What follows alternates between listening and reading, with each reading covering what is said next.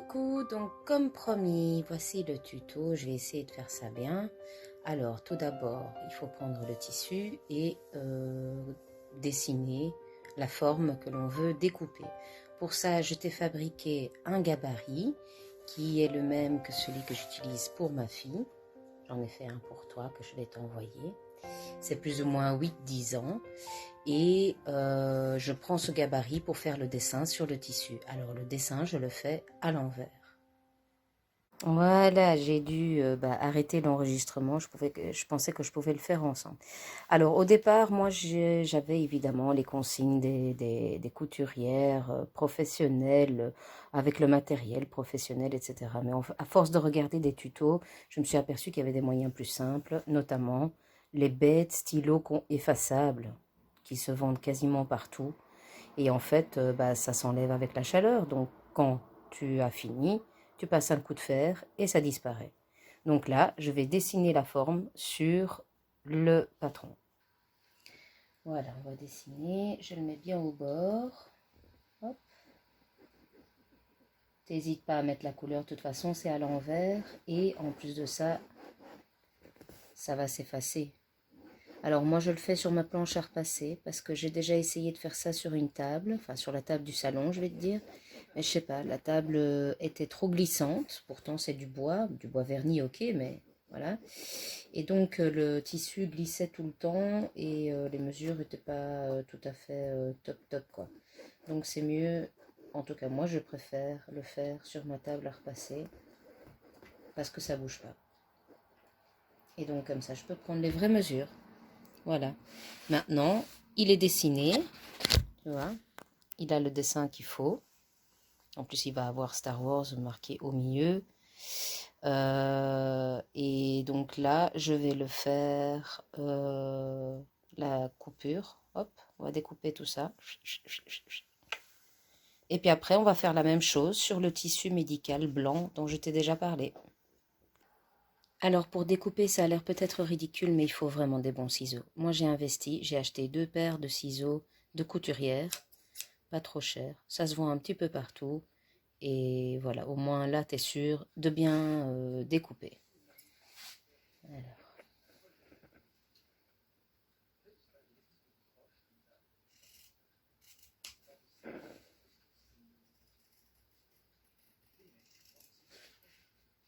Alors, ça ne doit pas être super parfait non plus, même si tu vois que je fais toujours un peu attention.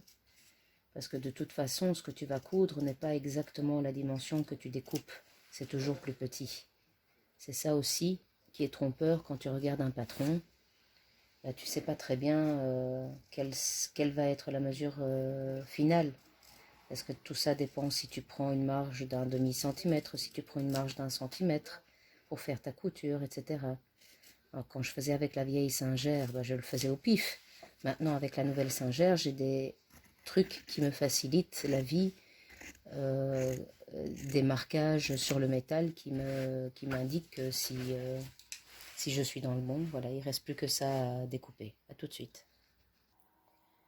Alors, voici le fameux tissu médical dont je t'ai parlé. Comme tu peux le voir, il est extrêmement souple. Il est très doux. Il est un peu transparent. Et c'est vraiment l'idéal. Il est légèrement élastène, donc il faut faire attention de ne pas coudre sur cet endroit. Quand les deux pièces seront ensemble, tu couds toujours sur le coton au-dessus et tu laisses cette partie-là en dessous. Alors moi, ce que je te conseille aussi, il est en train de chauffer, c'est de repasser en fait les tissus avant de les coudre. Ici, je vais évidemment faire la forme du dessin du masque. Et puis après, une fois que j'aurai les deux formes, je vais les repasser pour qu'ils soient bien lisses quand on coud, parce que ça peut fausser tout le reste. Voilà, donc j'ai ici les deux tissus, d'accord, que nous avons découpés. Alors, première étape, il faut toujours fermer endroit contre endroit. Parce qu'en fait, ce qu'on va faire, c'est qu'on va faire le petit pont de nez Hein. On n'a pas la possibilité avec ce masque-ci de mettre des ponts de nez en métal. Donc on va en construire un. Il est prévu pour ça en fait ce masque. On va coudre ici le nez de chaque tissu. Hop, tu vois, hop. On va coudre le nez de chaque tissu. Et pour les assembler, moi j'utilise des petits clips. Je trouve que c'est bien plus pratique que des épingles et ça n'abîme pas le tissu puisque tu pointes pas dedans, donc tu fais pas de trou. Mais évidemment, il y a certaines situations qui ne peuvent pas être possibles avec des épingles. Donc moi, j'utilise toujours les petites pinces et c'est plus facile, je trouve, c'est plus joli parce que ça ne fait pas de trou. Dans certains tissus délicats, il faut vraiment. Et donc on va coudre ici un point droit, tout simple, pas de prise de tête. On va allumer, on va faire. Hops. Alors le pied ici. Et hop là. J'espère qu'on voit bien. Oh non, on voit pas très bien. Bon, je te montrerai le résultat après alors. Moi, je le laisse jusqu'au bord du pied en fait. Parce que c'est une mesure suffisante. Ça représente plus ou moins un demi-centimètre, on va dire. Donc, première chose, on dépose le plus loin possible. Et puis ensuite, on va faire quelques points en avant. Ça arrive de temps en temps, ne t'inquiète pas. J'ai pas encore compris comment on faisait pour que ça n'arrive pas.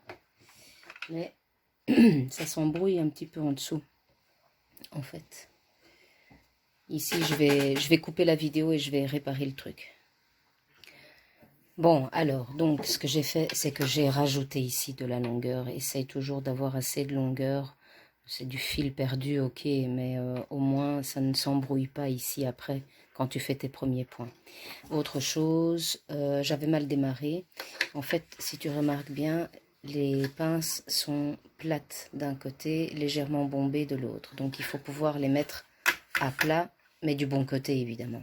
Et j'avais fait comme ça, alors que je dois coudre, en fait, comme ça. Parce que sinon, ici, ça se plie vers l'intérieur. J'ai pas encore réussi à trouver comment faire. Alors, on va réessayer. Hops. On ferme ici le truc. On tire bien les fils derrière. Hop. Tu peux même les tenir un petit peu si tu en as envie. Donc, quelques tours en avant. Et puis après, hop, le petit pied que tu as ici normalement, qui est pour reculer. Et on va reculer. Hop, on appuie dessus. Et on recule, on refait quelques points. Et hop, après, en avant à nouveau.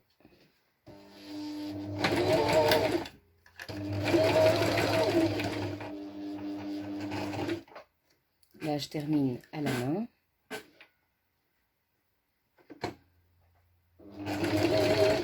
Voilà. Et alors, pourquoi est-ce qu'on fait ça? Bah, tout simplement pour éviter ce que moi, je me suis cassé la tête pendant des mois et des mois avec la vieille Singer. C'est l'avantage de la machine électrique.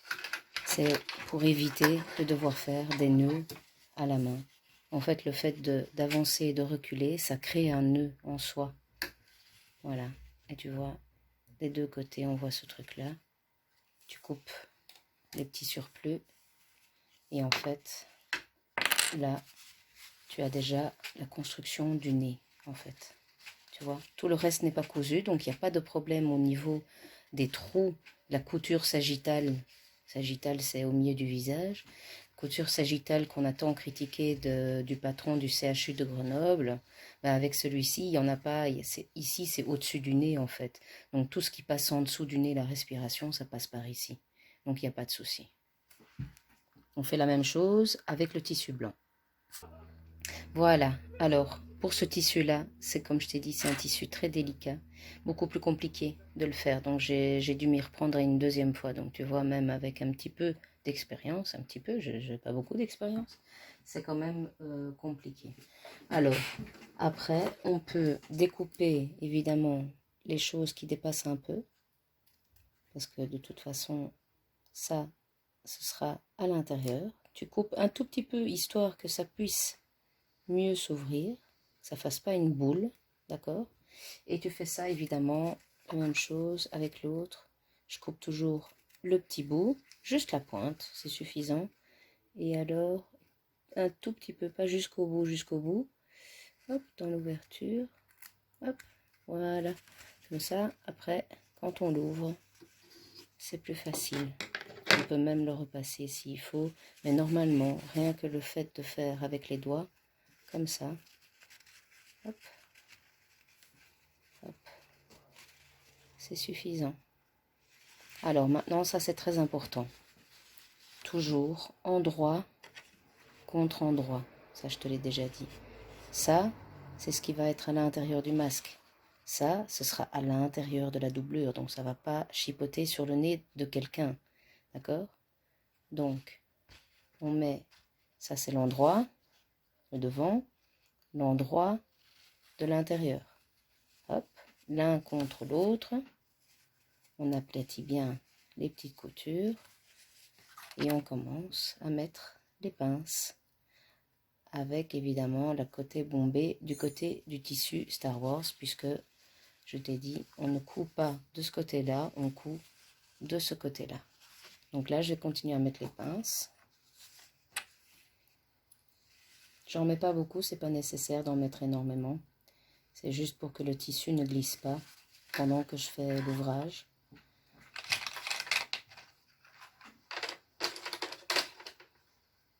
Petite astuce pour avoir des contenants pour ce genre de trucs. Les trucs de pâte à tartiner, je les ai conservés, je les ai lavés et hop là, ça coûte rien et c'est réutilisable. Hop. Et encore celui-ci avec le côté bombé sur le Star Wars, le côté plat sur le tissu blanc. Hop. Et on va coudre toute cette partie-là, ici, tout au-dessus. Les côtés où j'ai mis 2 pinces, on les coupe pas ceux-là. Donc on va coudre tout ça ici. Hop. Et la même chose de l'autre côté. Ça et ça, on ne coupe pas. Parce que ça va nous permettre après de retourner le tissu dans l'autre sens. On y va. Donc on laisse bien la longueur. Hop. Suffisante. On place le tissu. Là, je fais 1 cm du bord. Tu as des petits marqueurs normalement sur ta grille. Tu as des petits marqueurs. 1 cm du bord.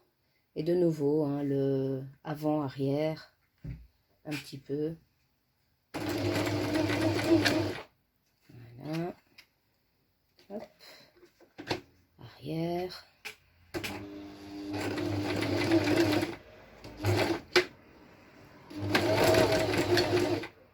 Alors, quand tu dois tourner le tissu, puisque tu as vu qu'il y avait un coin droit, et puis après, on tournait légèrement, et puis ça commence à bomber.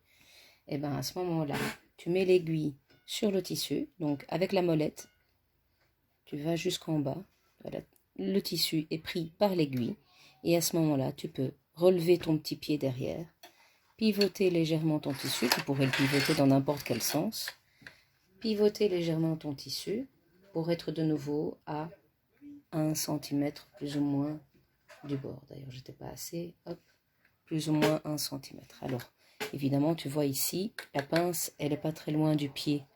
Donc, il faut penser à l'enlever ou sinon ça va coincer ton tissu. Hop.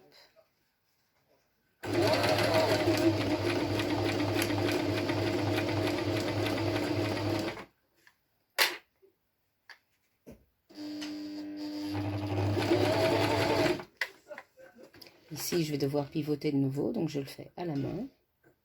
Hop. Un tout petit peu. Hop.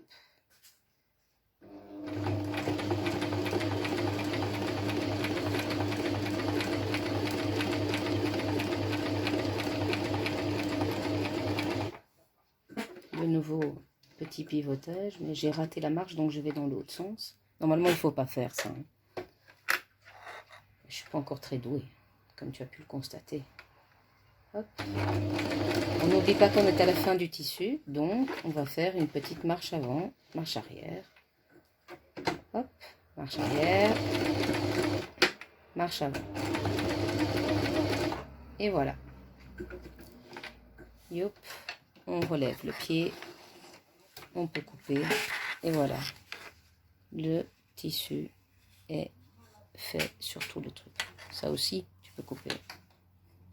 Hop, voilà. Maintenant, on va faire la même chose pour en dessous. Donc, je vais mettre les pinces et puis je vais coudre. Je vais faire pause et on revient quand c'est fini. Voilà, j'ai terminé de coudre donc en dessous. On peut couper ce petit morceau. Voilà. Et maintenant, on va pouvoir enlever les pinces des côtés. Hop. Et après, hop. Bon, tu vois, ça fait encore des petits scrabouchas. Je ne suis pas encore parfaite non plus. Hein. Je ne sais pas comment faire pour enlever ces scrabouchas, ça m'énerve. Et puis après, hop, on le met à l'endroit. Hop. Tchouk, tchouk, tchouk. Donc ça va être l'intérieur du masque et l'extérieur du masque. Et tu vois, le nez, il est déjà prononcé en fait. Et tu as vu, ça avait l'air grand, mais en fait c'est tout petit. Hein. Tu vois mon doigt? Moi j'ai des petits doigts aussi. Bon, évidemment, pour bien aplatir tout ça, le moyen le plus efficace que j'ai trouvé, c'est le repassage. À tout de suite. Voilà, j'ai repassé de l'intérieur comme ça, en tenant les bords et en faisant attention de ne pas se brûler, bien entendu. D'accord? Après, de toute façon, tu le repasseras plusieurs fois. Hein, donc, Alors, maintenant, on va faire les petits bords, en fait, ici, pour pouvoir après insérer un élastique dedans, comme une glissière. Pour ce faire, on va de nouveau s'aider de notre super ami, le fer à repasser. Donc, je plie un petit bord, un tout petit bord de rien du tout, comme tu peux le voir, c'est vraiment minuscule. Hop, je le repasse pour que ça prenne la forme.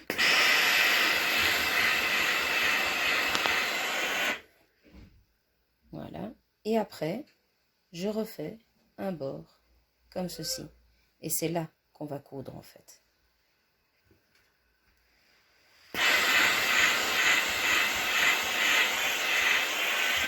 Voilà. Donc finalement, ce que tu as, c'est que tu as un petit bord et un grand bord.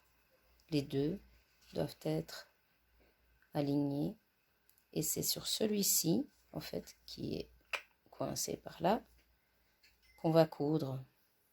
Et alors après, ça fera la glissière, il n'y aura plus qu'à insérer l'élastique à l'intérieur. À tout de suite. Voilà, je suis revenue. Donc ici, j'ai mis un petit clips là derrière parce qu'on va commencer de ce côté-là. D'accord? Ça ne doit pas partir du bord, ça peut partir de l'intérieur du bord. Alors, pour bien mettre, moi, je descends l'aiguille, et puis après, je mets le pied, pour que ce soit au bon endroit. On fait de nouveau une marche avant, marche arrière. Je l'aide un petit peu avec le pied, avec la roulette, parce que ici, c'est un peu plus délicat. Comme il y a le tissu qui glisse, c'est plus difficile. Donc, je l'aide un peu. Hop, par contre, pour reculer, je le fais à l'électricité. Voilà, c'est pas grave.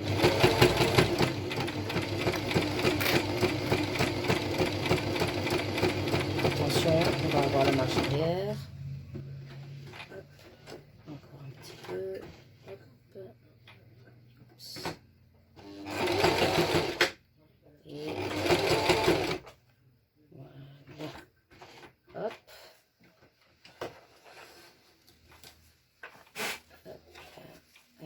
le deuxième fil. Hop. Voilà, donc comme tu peux le voir, donc on a commencé ici, pas tout à fait sur le bord, hein. On a fait tout le long, hop hop hop, jusque là, et en fait ça nous fait une glissière, parce que là on va pouvoir mettre donc l'élastique qui va être possible d'attacher soit derrière les oreilles, soit derrière la tête. Je vais faire la même chose de l'autre côté et on se retrouve après pour l'élastique. Alors voilà, c'est achevé des deux côtés. Maintenant, il ne reste plus qu'à glisser l'élastique dedans. Alors ici, évidemment, le choix de l'élastique a toute son importance. Pour les enfants, comme ils ont des plus petites oreilles, moi, je conseille les élastiques ronds de type chirurgicaux, que j'ai acheté évidemment sur le net, parce que ceux qui sont sur le marché, ce sont ceux qui sont synthétiques et qui sont très durs et qui font parfois mal aux oreilles. Ceux-ci, c'est vraiment comme les masques chirurgicaux, donc ils sont très doux et ils ne font pas trop mal derrière les oreilles. Et ils sont évidemment hyper extensibles. Alors, sans les étendre évidemment, moi je vais mettre ici pour toi 40 cm de chaque côté en fait. Comme ça, tu auras le choix de les mettre derrière la tête ou derrière les oreilles.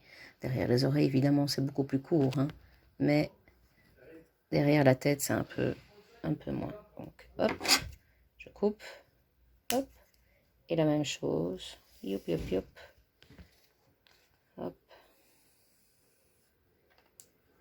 tout simplement, il ne faut pas se casser la tête, mesurer 2 fois, tu reprends le même, hop. Alors, moi, j'ai un super instrument pour faire ça, d'accord? C'est un truc avec un petit crochet, etc. Mais tu pourrais très bien le faire avec une épingle de sûreté. Tu le coinces dedans, hop, et il n'y a rien de plus facile, voilà. D'abord, on rentre la tige dans l'intersection. Ensuite, on attache l'élastique. Et hop là, toudou, magie. Yep. Et voilà, et c'est fait. Et tu as déjà ce côté-là, donc à attacher derrière les oreilles ou derrière la tête. Enfin, ce sera avec l'équivalent de l'autre côté, l'équivalent de ce côté-là, qu'on va faire tout de suite. Youp. Hop là. Et voilà. Hop. Voilà. Et voilà. Hop. Voilà. Donc, il est terminé avec les élastiques qui sont comme ça pour que tu puisses les ajuster. Hop. Ça doit être au-dessus du nez. Et ça doit dépasser en dessous du menton. Voilà. Allez, je te souhaite bon courage pour la suite de ta vie et de tous les événements qui vont se passer. J'espère qu'on pourra se voir un de ces 4. Ce serait vraiment sympa qu'on puisse boire un verre. Et voilà, je t'envoie le tuto, je t'envoie le masque et je t'envoie le gabarit. Comme ça, tu pourras en refaire. Bisous!